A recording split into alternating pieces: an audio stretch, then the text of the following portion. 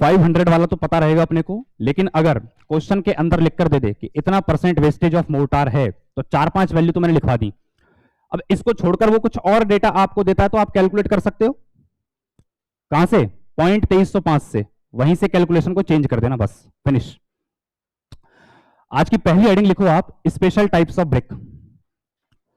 Special types of brick, special type of BRICS.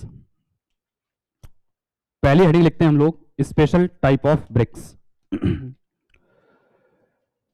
तो special type of brick के अंदर सबसे पहले आप लिख दो, सबसे पहले लिख दो रिफ्रैक्टरी ब्रिक्स। इनकी प्रॉपर्टीज हम लोगों को पता होनी चाहिए। रिफ्रैक्टरी ब्रिक्स इंपॉर्टेंट लगा देना भाई इसको।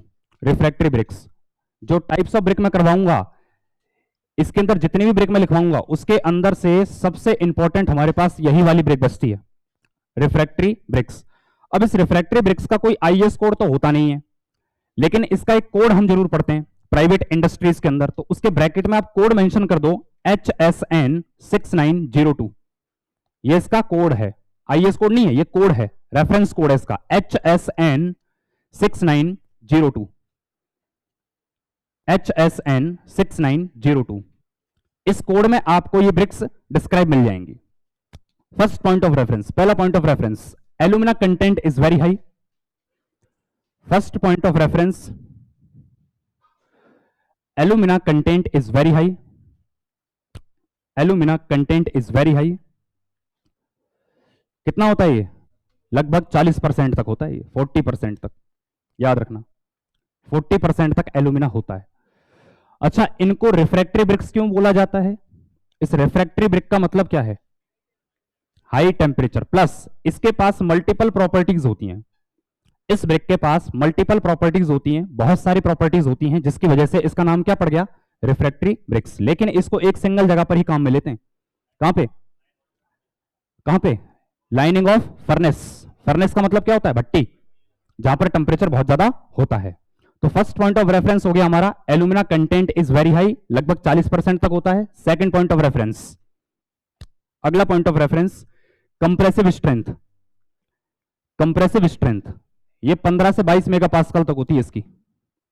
कंप्रेसिव स्ट्रेंथ ये 15 से 22 मेगापास्कल तक होती है, 15 to 22 मेगापास्कल।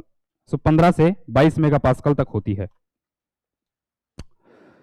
अगला point of reference, water absorption. अगला point of reference, water absorption, ये होता है 4 से 10%। और देखो लास्ट में क्या लिखा हुआ है? Dry weight. ये ड्राई वेट, इसको ध्यान में रखना, 4 to 10% of dry weight, 4 to 10% of dry weight, 4 to 10% of dry weight. Next point of reference, weight in 1 metre cube. 1 metre cube के अंदर इनका वजन कितना होता है? 2400 kg। नॉर्मल ब्रिक्स का कितना होता है? 1800 से 1920। अच्छा, ब्रिक मैसनरी का कितना लिखवाया गया था? 1920 से लेकर, ओके। यहां पर रिफ्रैक्टरी ब्रिक्स की बात कर रहे हैं, इसलिए वेट 1 मीटर क्यूब में कितना आ गया? 2400 kg। थोड़ी सी हैवी होती है ये, क्योंकि एल्यूमिना कंटेंट बहुत ज्यादा होता है इनके अंदर। 2400 kg। नोट डालकर लिखिए इसमें आप, नोट डाल के लिखिए इसमें आप, नोट डाल के लिखना, may be acidic neutral basic. बहुत पहले ये सवाल आता था, ये बात कर रहा हूं मैं सन 2006, 2007, 2008 और रिसेंटली 2013 और 14 एसएससी, इनके अंदर ये क्वेश्चन पूछा गया था कि रिफ्रैक्टरी ब्रिक के टाइप होते हैं, तो लिख देना may be acidic, neutral, basic. ये 3 टाइप हैं इसके। जो एसिडिक ब्रिक होती हैं इनको सिलिका ब्रिक्स भी कहा जाता है। और कहां पर काम मिलेंगे इनको? स्टील इंडस्ट्रीज में केमिकल अटैक बहुत ज्यादा होते हैं, और सिलिका क्या होती है? केमिकली इनर्ट होती है, इसलिए क्या बोल दिया इसको? Acidic brick. Number 2, basic brick. ये बेसिक ब्रिक का क्वेश्चन तो बहुत गोल्डन रहा है, जितने क्वेश्चन आए हैं उनमें सबसे ज्यादा बार ये बेसिक ब्रिक के बारे में पूछा गया है। तो बेसिक ब्रिक जो होती हैं उनको क्या कहा जाता है? मैग्नेसाइट ब्रिक कहा जाता है। कहां यूज करते हैं? Basic refractory furnaces, basic refractory furnaces. याद करो रोटरी क्लिन को, याद करो रोटरी क्लिन को। उस रोटरी क्लिन के बारे में मैंने आपको एक चीज ये बताई थी कि जो उसका इंटरनल सरफेस होता है उसमें रिफ्रैक्टरी ब्रिक्स की क्या होती है, लाइनिंग होती है। काय को प्रोवाइड करते हैं अपन, नहीं प्रोवाइड करेंगे तो वो स्टील का सिलेंडर है, इतने ज्यादा टेम्परेचर पर क्या कर जाएगा, मेल्ट कर जाता है। वो मेल्ट क्यों नहीं करता है, क्योंकि अंदर की तरफ क्या लगी होती है, उसके अंदर बेसिक ब्रिक लगी होती है, ये रिफ्रैक्टरी ब्रिक लगी होती है। तीसरा होता है न्यूट्रल ब्रिक्स, इनको कहा जाता है क्रोमाइट ब्रिक्स, कोई काम नहीं है इनका, बस बनती है ये neutral bricks, chromite bricks. Secondary purpose के लिए आप इनको काम में ले सकते हो, सोलिंग पर्पस के लिए काम में ले सकते हो इनको आप, कई बार लाइनिंग करने के लिए भी काम में लेते हैं। सैनिटरी इशू जहां पर होता है, सैनिटरी इशू जहां पर होता है, लीकेज को रोकने के लिए लाइनिंग वर्क आप इनसे करते हो। सैनिटरी सीवेज, क्या इसके अंदर सल्फेट होगा, प्लस और भी दूसरे हैजार्डियस केमिकल होंगे, न्यूट्रल ब्रिक को काम में लेते हैं जिससे वो रिएक्ट नहीं कर पाए उन केमिकल्स के साथ, लीकेज बहुत कम रहता है, दैट्स वाई आप वहां पर बेसिक ब्रिक यूज नहीं कर सकते, महंगी बनती हैं ये। सेकेंडरी पर्पस के लिए आप न्यूट्रल ब्रिक्स को काम में ले सकते हो।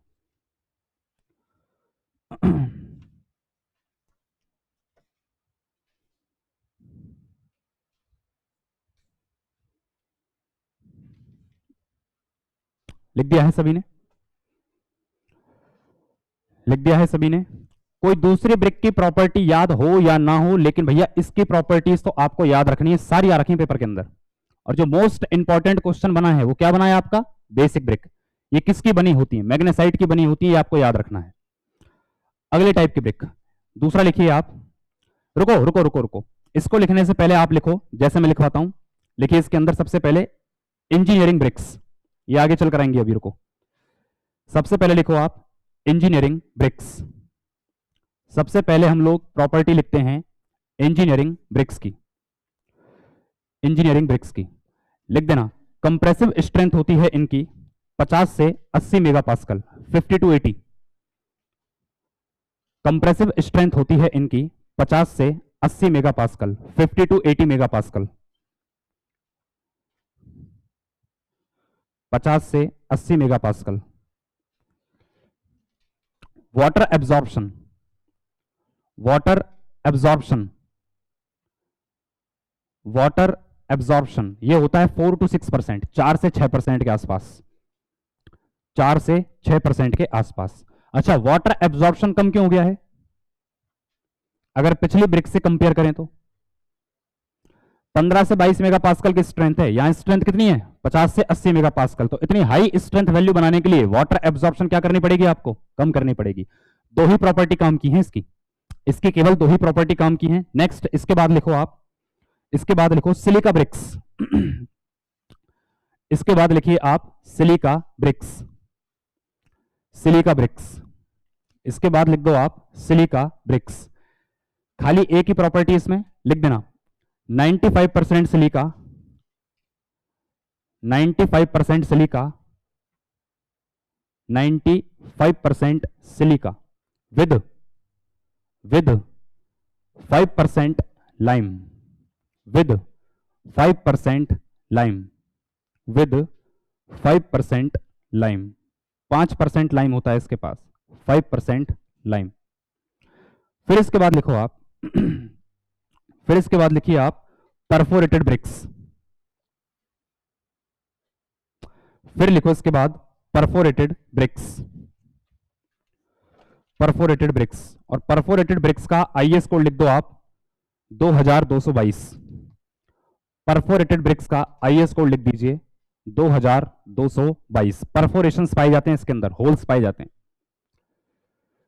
अब चूंकि परफोरेशंस पाए जा रहे हैं तो खुद सोच के बताओ इसका वेट ज्यादा होगा या कम होगा, कम होगा। तो पहली पहली प्रॉपर्टी क्या है, light in weight and heat insulating property. तो इनके बारे में फर्स्ट पॉइंट ऑफ रेफरेंस लिख दीजिए, light in weight and heat insulating property, and heat insulating property, and heat insulating property, heat insulating property. Second point of reference, compressive strength should not be less than 7 megapascal, compressive strength should not be less than 7 megapascal. ये 7 megapascal से कम की strength वाली नहीं होनी चाहिए, यानी इनकी strength 7 megapascal से ज्यादा ही रहनी चाहिए, कम नहीं हो।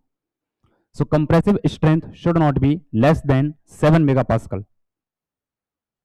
7 मेगापास्कल। नेक्स्ट, अगला पॉइंट ऑफ रेफरेंस, अगला point of reference water absorption. अगला point of reference water absorption.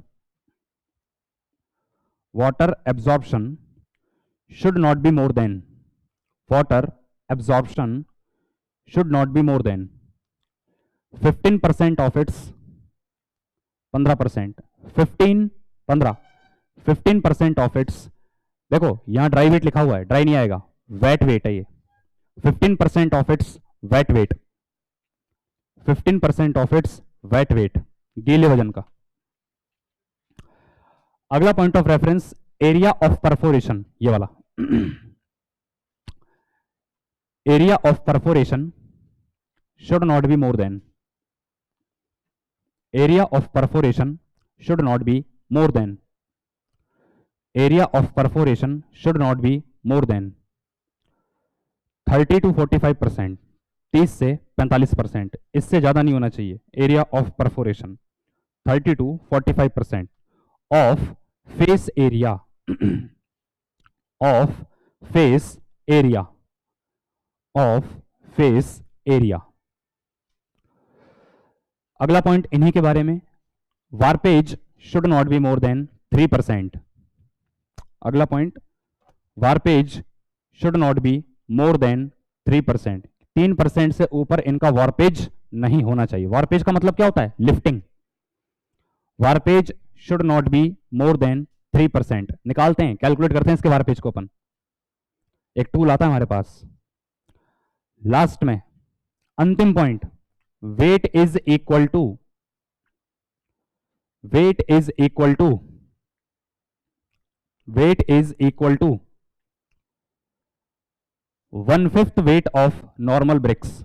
Wait is equal to 1/5 weight of normal bricks, 1/5 weight of normal bricks, 1/5 weight of normal bricks. एक point आया यहां पर, एक point आया है कि एरिया ऑफ परफोरेशन 30 से 45% होना चाहिए, इससे ऊपर नहीं रहे। सही है।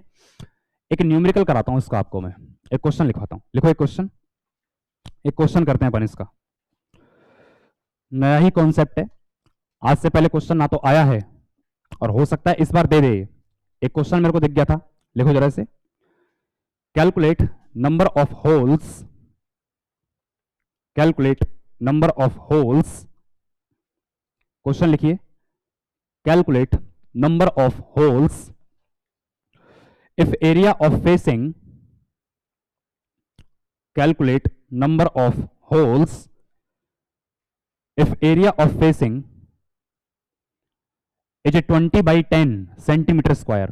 If area of facing is 20 by 10 centimeter square, is 20 by 10 centimeter square,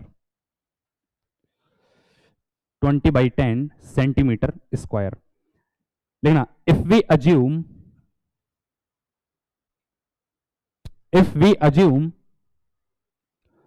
30% data, if we assume 30% data and dia of hole, and dia of hole, and dia of hole is 20 mm, is 20 mm, is 20 mm। चलो भाई करो सब लोग, 2 minute है आप लोगों के पास। 2 minute इसलिए दे रहा हूं क्योंकि क्लास के अंदर बैठे हैं अपन, एग्जाम के अंदर तो 10 सेकंड का क्वेश्चन नहीं है, ऑब्जेक्टिव क्वेश्चन है सीधा आपका।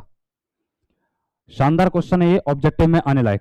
करिए सभी लोग, क्वेश्चन को पढ़िए 2 बार।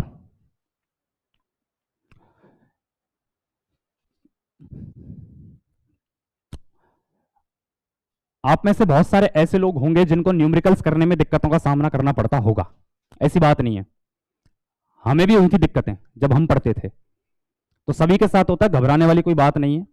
अगर ऐसा कोई है जिससे न्यूमेरिकल नहीं हो रहे हैं तो कोई इसमें घबराने वाली बात नहीं है, नहीं होते न्यूमेरिकल पहली बार में। न्यूमेरिकल करने का सबसे बढ़िया तरीका क्या है? कि जो भी क्वेश्चन है, जो डेटा आपको दिया गया है, सबसे पहले लिख दीजिए गिवन दैट, एक एक करके सारी चीजों को। सबसे पहला तरीका तो यही होता है न्यूमेरिकल सॉल्व करने का। हो सकता है थोड़ा बोरिंग लगे आपको, लेकिन तरीका यही है। जो प्रोसेस है न्यूमेरिकल को सही से अटेम्प्ट करने की वो यही है। सबसे पहले लिख दो गिवन दैट क्या क्या चीजें हैं, फिर कॉन्सेप्ट को घुमाओ कि आपने इस कॉन्सेप्ट के रिगार्डिंग क्या सीखा है। याद आता है तो अच्छी बात है, अब चूंकि क्लास के अंदर बैठे हैं तो कॉपी के पन्ने पलटकर देख सकते हैं कि कॉन्सेप्ट क्या था हमारा। फिर उस कॉन्सेप्ट को देखो, कॉन्सेप्ट को देखने के बाद ये देखो क्या पूछ रहा है। अब भी बात समझ में नहीं आती है तो मैं ये कहूंगा सवाल को दोबारा पढ़िए। सब कुछ क्वेश्चन के अंदर ही होता है। कई बार सवाल ऐसे मिल जाते हैं कि स्ट्रेट फॉरवर्ड होते हैं, वो स्ट्रेट फॉरवर्ड होते हैं, पर कई बार क्वेश्चन ऐसे मिलते हैं जिसके अंदर कॉन्सेप्ट लगाना पड़ता है दिमाग से सोच के। तो ये कुछ वैसा ही क्वेश्चन है आपका, करिए सभी लोग। और जो बड़े बड़े क्वेश्चन होते हैं जो कॉन्वेंशनल के अंदर आते हैं, मेंस पेपर के अंदर आते हैं, 19 है 2019 दो डेटा आ रहे हैं। 19 किसका आ गया, बढ़िया शाबाश, 19 करेक्ट है। 19 होल्स, 19 होल्स आपको क्रिएट करने पड़ेंगे इस फेस में। जो बड़े क्वेश्चन होते हैं कॉन्वेंशनल के, कई बार उनके अंदर हम अटक जाते हैं, बड़े क्वेश्चन नहीं कर पाते। बड़े तो छोड़ो, कई बार छोटे क्वेश्चन नहीं कर पाते अपन, उनके सॉल्यूशन देखने की जरूरत पड़ती है अपने को। तो सॉल्यूशन को आप कैसे चेक करते हो, शुरुआत से, शुरुआत से ही गलत है ये तरीका। बड़े क्वेश्चन के सॉल्यूशंस को हमेशा उल्टा देखिए आप। उल्टा मतलब आंसर साइड से देखो, नीचे की तरफ से। इससे क्या फायदा मिलेगा आपको, अगर आप देखो ऊपर से नीचे जाओगे सॉल्यूशन में तो आप उस क्वेश्चन के सॉल्यूशन को रट रहे हो, रट रहे हो आप उसको, पहले ये करना फिर ये करना फिर ये करना। अगर सवाल घूम गया तो कॉन्सेप्ट घुमाना पड़ेगा आपको। तो कॉन्सेप्ट सीखने के लिए बड़े क्वेश्चनों के सॉल्यूशन को हमेशा उल्टी साइड से देखा करो यार, कि इसको निकालने के लिए इसने इससे पहले क्या किया है, इस डेटा को निकालने के लिए इससे ऊपर क्या प्रोसेस करी है। तो इससे आप कॉन्सेप्ट को सीखते हो। अगर आप ऊपर से नीचे जाओगे सॉल्यूशन के अंदर, गारंटेड आप उसको रटोगे, समझोगे नहीं। याद रखना इस बात को। तो 19 होल्स आपने निकाले हैं, एकदम सही आंसर निकाला है, एकदम सही आंसर। कितनों का आ गया, 19, लगभग सबका आ चुका है। क्या किया आप लोगों ने, हमको डेटा पता है 30 से 45% किसका होता है, ये फेस एरिया का होता है। तो भाई फेस एरिया कितना दिया गया है आपको, फेस एरिया दिया गया है 30%, हमने अज्यूम कर लिया 30% है ये। और 30% किसका है ये, 20/10 का। तो 20/10 का 30% निकालो जरा, ये कितना आ गया, कितना आ गया, 2 जीरो कट जाएंगी हमारी, उसके बाद 60, ये 60 सेंटीमीटर स्क्वायर आ गया है क्या, ठीक है। सिंगल होल का डायमीटर कितना दिया गया है, 20 mm, यानी 2 सेंटीमीटर दिया गया है क्या। मुझको निकालने हैं नंबर ऑफ होल्स, कितने छेद हैं इसके अंदर। क्या कर दूं, टोटल एरिया कितना है मेरे पास परफोरेशंस का, परफोरेशंस का टोटल एरिया कितना है 60, 60 सेंटीमीटर के अंदर डिवाइड लगा देता हूं 2 का, ये कितना निकल कर आएगा, 2 का लगाऊंगा क्या, π/4d², ये रह गया अपना π/4d²। इसका डिवाइड लगाएंगे तो ये कितना निकल कर आता है, 19 होल्स निकल कर आता है। कितने लोग नहीं कर पाए थे इसको, कोई दिक्कत नहीं, कोई दिक्कत नहीं है, अगली बार कर लोगे, कोई समस्या नहीं है, अगली बार कर लोगे। नोट करो आप इसे।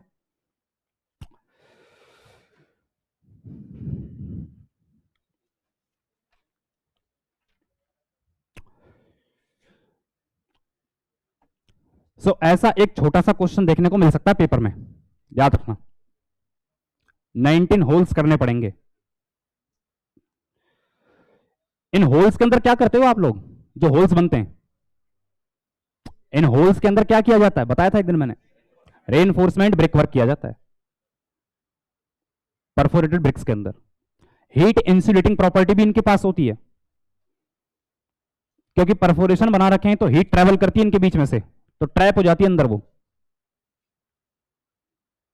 तो ज्यादातर इन ब्रिक्स को कहां पर यूज करते हैं, जहां टेम्परेचर लगभग एक जैसा ही रहता है। जहां टेम्परेचर वेरिएशन में आता है वहां इन ब्रिक्स को यूज नहीं करते। पहले इसको उतार लो फिर लिखवाता हूं इस बात को।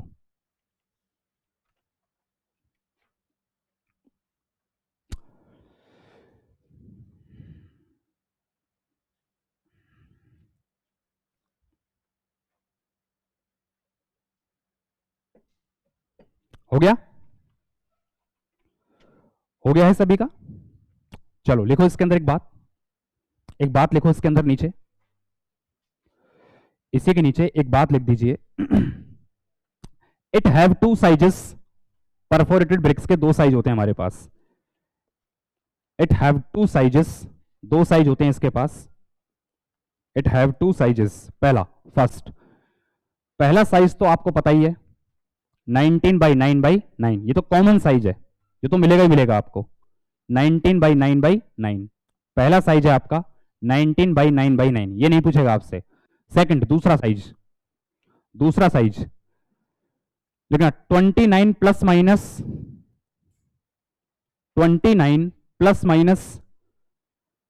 10 centimetre, 29 plus minus 10 centimetre, multiply का साइन लगाओ। 19 plus minus 7 centimetre, 19 plus minus 7 centimetre, फिर मल्टीप्लाई का साइन लगाओ। 9 plus minus 4 centimetre, 9 plus minus 4 centimetre, 9 plus minus 4 centimetre. Repeat कर देते हैं, 29 plus minus 10 centimetre, 19 plus minus 7 centimetre, 9 plus minus 4 centimetre, 9 plus minus 4 centimetre. क्या ये reinforcement brick work वाला point मैंने लिखाया इसके अंदर? अभी नहीं लिखाया? लिखिए, these bricks are use these bricks are used for reinforcement brickwork,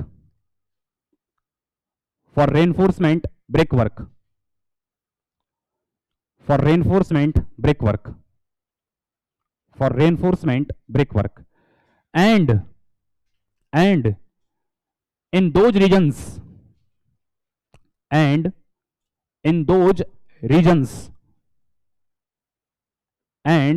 in those regions where temperature variation is very small, where temperature variation is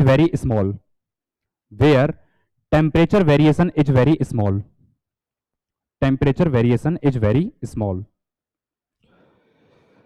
चलो इसकी बात भी होती है खत्म। अगला लिखिए, हैवी ड्यूटी ब्रिक्स। इनके साथ करनी पड़ेगी आपको अगर आप रेनफोर्समेंट ब्रिक वर्क करते हो तो। लिखो हैवी ड्यूटी ब्रिक्स, और इसका आईएस कोड है हमारे पास हैवी ड्यूटी ब्रिक्स का 2180।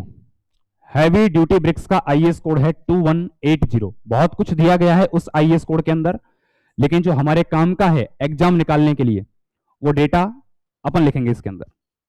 हैवी ड्यूटी ब्रिक्स, तो पहली तो मैंने आपको बताई थी कौन सी? Refractory brick, very important. Second important brick आपकी कौन सी है? Heavy duty brick. Perforated brick से आज तक सवाल आए नहीं है। इसके बाद जो क्वेश्चन मिलते हैं आपको वो कहां से मिलते हैं? हैवी ड्यूटी ब्रिक से मिलते हैं। तो IS code 2180। First point of reference, पहला पॉइंट ऑफ रेफरेंस इसी के बारे में, कंप्रेसिव स्ट्रेंथ होती है 40 से 45 मेगापास्कल, 40 to 45 मेगापास्कल, 40 से 45 मेगापास्कल के बीच में इसका कंप्रेसिव स्ट्रेंथ होता है। 40 to 45 मेगापास्कल, 40 से 45 मेगापास्कल, ये इसका कंप्रेसिव स्ट्रेंथ होता है, याद रखिएगा।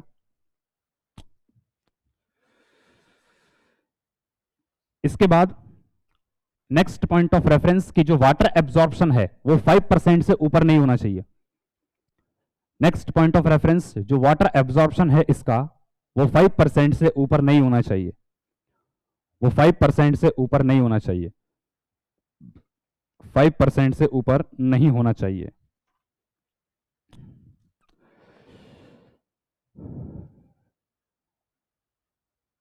अगला पॉइंट ऑफ रेफरेंस, अगला पॉइंट ऑफ रेफरेंस इनकी बल्क डेंसिटी। अगला पॉइंट ऑफ रेफरेंस इनकी बल्क डेंसिटी। अब यहां पर लिखा हुआ है डेंसिटी, लेकिन कौन सी वाली? बल्क। तो बल्क डेंसिटी जो है वो 2500 kg पर मीटर क्यूब से कम नहीं होनी चाहिए।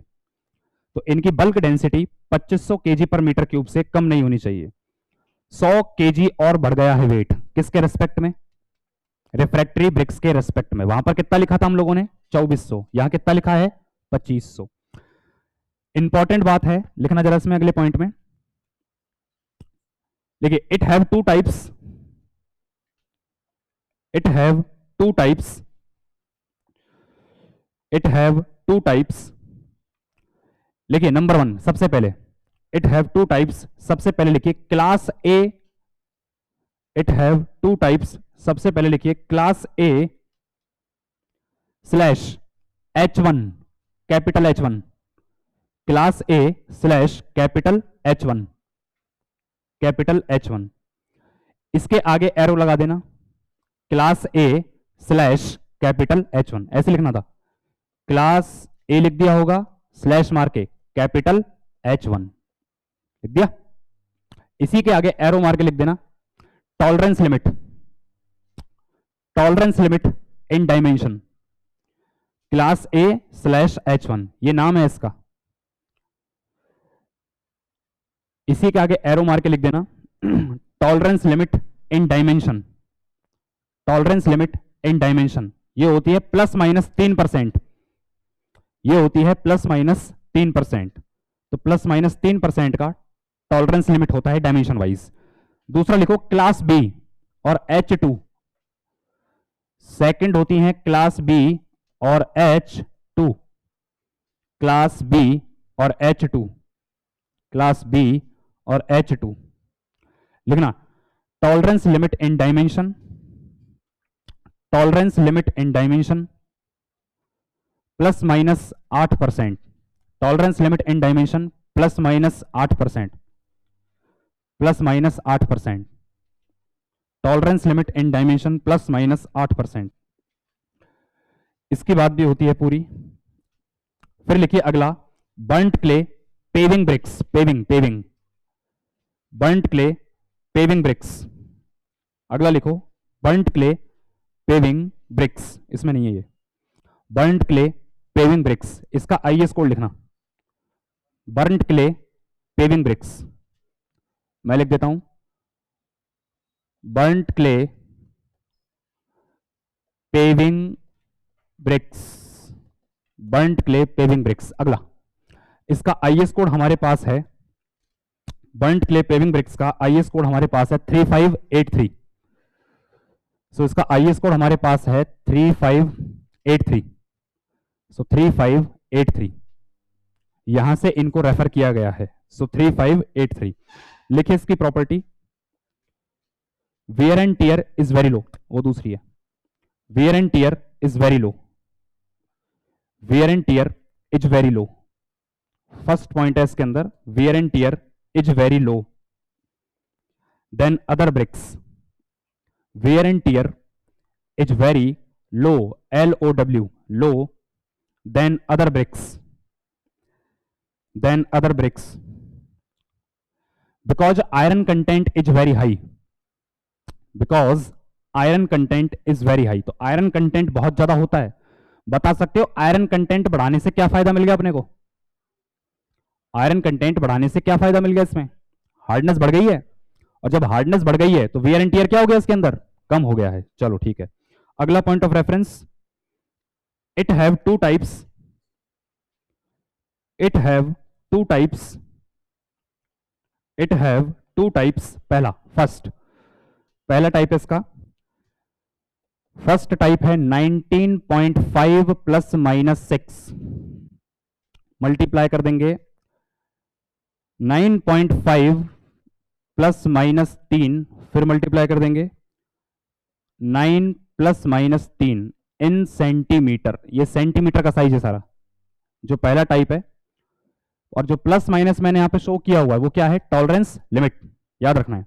सेकंड, दूसरा साइज 19.5 ± 5, मल्टीप्लाई कर देंगे इसको 9.5 ± 4, फिर मल्टीप्लाई कर दो, और लास्ट में लिख देंगे 1.5 सेंटीमीटर। यानी थिकनेस के अंदर कोई भी टॉलरेंस लिमिट नहीं है सेकंड टाइप में। साइज याद रखना, ये दो टाइप बनते हैं इसके, पेविंग ब्रिक के, पेविंग ब्रिक के। अच्छा, पेविंग का मतलब क्या होता है, फुटपाथ है ना, जिसके ऊपर हम लोग चलेंगे, और कई बार साइकिल भी दौड़ा देते हैं इसके ऊपर अपन। तो खुद सोच के बताओ कि इन ब्रिक्स की स्ट्रेंथ ज्यादा होगी या कम होगी, ज्यादा होगी। पेविंग है ना, पेविंग, ये पेविंग ब्रिक है, तो इनकी स्ट्रेंथ हमें क्या रखनी पड़ेगी, ज्यादा। अगर आपने नॉर्मल ब्रिक्स को काम में ले लिया पेविंग के लिए, वो क्या कर जाएंगी, चटक जाएंगी बीच में से, ब्रेक कर जाएंगे। तो लिखिए कंप्रेसिव स्ट्रेंथ, लिखिए कंप्रेसिव स्ट्रेंथ, कंप्रेसिव स्ट्रेंथ ये होती है 40 मेगापास्कल की। इन ब्रिक्स की कंप्रेसिव स्ट्रेंथ होती है 40 मेगापास्कल की, 40 मेगापास्कल। लिखिए water absorption, water absorption, water absorption 5% of dry weight, 5% of dry weight, इससे ज्यादा नहीं होना चाहिए, 5% ऑफ ड्राई वेट से ज्यादा नहीं होना चाहिए। तो 5% of dry weight, 5% of dry weight. अगला लिखिए बर्न्ट क्ले सोलिंग ब्रिक्स, ये पेविंग ब्रिक थी, अब लिखते हैं हम लोग burnt clay soling bricks, burnt clay soling bricks. ये पेविंग ब्रिक थी, अब लिखते हैं burnt clay soling bricks. Paving और सोलिंग के बीच में डिफरेंस पता है ना आपको, पेविंग मतलब फुटपाथ और सोलिंग का मतलब क्या होता है, बेस तैयार करना। किसी भी आइटम का बेस तैयार करना है तो आपको क्या करनी पड़ती है, सोलिंग। फुटिंग के अंदर सोलिंग काम आती है, फ्लोरिंग के अंदर सोलिंग काम आती है, एचटीपी के अंदर भी सोलिंग काम आती है। लाइनिंग में क्या डिफरेंस होता है, सोलिंग और लाइनिंग में, सोलिंग और लाइनिंग में क्या डिफरेंस होता है, बताया था मैंने एक दिन आपको। हाँ, लाइनिंग चलती है हमेशा वर्टिकल फेज में, और जो सोलिंग होती है वो चलती है हमेशा हॉरिजॉन्टल फेज के अंदर। सोलिंग का मतलब क्या होता है, फ्लोर, जनरली किससे रिलेटेड है ये, फ्लोर। और लाइनिंग किससे रिलेटेड है, आपकी वॉल्स, दीवारों से रिलेटेड है। चलो लिखो इसके अंदर आईएस कोड मेंशन कर दिया 5779, यहां से इसको रेफर किया जाता है। सो आईएस कोड है 5779। फर्स्ट पॉइंट ऑफ रेफरेंस, पहला पॉइंट ऑफ रेफरेंस लिख दीजिए इसके अंदर, compressive strength 5 megapascal, compressive strength 5 megapascal, compressive strength 5 megapascal. ये सॉइल के सेटलमेंट को रोकती है, केवल स्ट्रेंथ पर्पस से इसको यूज नहीं करते हम, बेस तैयार करने के लिए। नेक्स्ट अगला point of reference, water absorption, water absorption. भाई खुद बताओ, ज्यादा होना चाहिए कम होना चाहिए, ज्यादा होगा, कारण क्या है, स्ट्रेंथ कम है इसकी। तो कितना लिखा है हमने, 20% बाई वेट। और कौन सा वेट है ये, ड्राई वेट है, ये ड्राई वेट है। सो 20% ऑफ इट्स ड्राई वेट, खाली इतना लिख देना, आगे कुछ मत लिखना उसमें, 20% of its dry weight. So 20% of its dry weight, इससे ज्यादा वाटर एब्जॉर्प्शन इन ब्रिक्स के पास नहीं होना चाहिए। खाली यही प्रॉपर्टी इंपॉर्टेंट बनती है इसकी हमारे लिए। फिर लिखिए आप बर्न्ट क्ले होलो ब्रिक्स, अगला लिखो आप बर्न्ट क्ले होलो ब्रिक्स, खोखली ईंटें, बर्न्ट क्ले होलो ब्रिक्स, जिनको सीमेंट ब्लॉक भी कहा जाता है, और आजकल आपने देखे भी होंगे, ये बहुत काम में लेते हैं इनको, बर्न्ट क्ले होलो ब्रिक्स। लेकिन कंप्रेसिव स्ट्रेंथ होती है इनकी 3.5 megapascal, burnt clay hollow bricks. First point of reference, पहला point of reference, compressive strength इनका होता है 3.5 megapascal. So compressive strength is equal to 3.5 megapascal. किसके जैसी है ये, किसके जैसी है ये, थर्ड क्लास ब्रिक के बराबर है ये। थर्ड क्लास ब्रिक की स्ट्रेंथ कितनी होती है, 3.5 मेगापास्कल। चलो इसके बाद अगला पॉइंट ऑफ रेफरेंस इसी के बारे में, वाटर एब्जॉर्प्शन, वाटर एब्जॉर्प्शन, ये 20% ऑफ ड्राई वेट, इससे ज्यादा नहीं होना चाहिए, 20% ऑफ ड्राई वेट, इससे ज्यादा नहीं होना चाहिए। सो 20% ऑफ इट्स ड्राई वेट, इससे ऊपर नहीं होना चाहिए, इससे ऊपर नहीं होना चाहिए। नेक्स्ट अगला लिखिए आप, अगली ईट, अगली ब्रिक लिखिए बर्न्ट क्ले जालीज, बर्न्ट क्ले जालीज, इसके अंदर है कि नहीं है, इसमें तो नहीं है, बर्न्ट क्ले जालीज। अच्छा होलो ब्रिक्स का आईएस कोड मेंशन कर देना मेरे भाइयों, होलो ब्रिक्स का आईएस कोड मेंशन कर देना 3952, 3952 ये आईएस कोड है। ये जो अभी अभी आपने लिखा है ना होलो ब्रिक्स, इसका आईएस कोड मेंशन कर देना 3952, 3952। अब लिखो अगला बर्न्ट क्ले जालीज, बर्न्ट क्ले जालीज, ये कहां देखी है आपने, गांव के अंदर दीवारों में लगाते हैं इनको, बर्न्ट क्ले जालीज। इसका IS कोड है हमारे पास IS 7556, यहां से रेफर किया गया है। बर्न्ड क्ले जालीज, इनकी कुछ प्रॉपर्टी है हमारे पास, उनको भी लिख लेते हैं। बर्न्ड क्ले जालीज, पहला पॉइंट ऑफ रेफरेंस, पहला point of reference, opening area should not be more then, first point of reference, opening area should not be more then 40%, 40% से ऊपर नहीं होना चाहिए।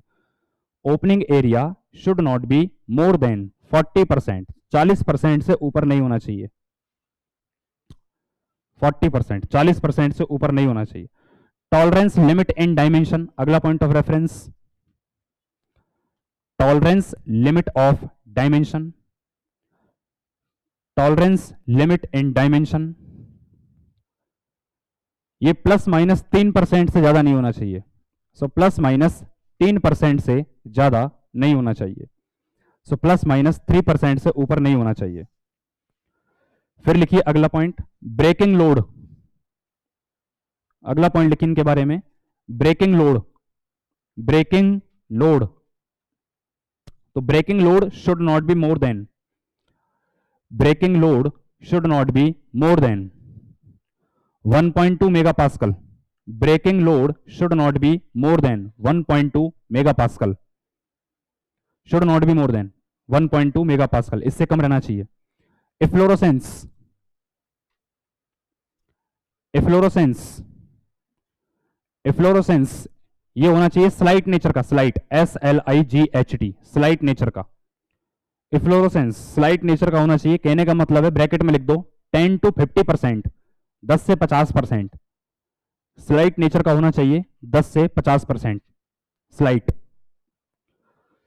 फिर लिखिए अगला point, warpage should not be more than 3%, अगला point, warpage should not be more than 3%, warpage should not be more than 3%। अंत में वाटर एब्जॉर्प्शन, अंत में वाटर एब्जॉर्प्शन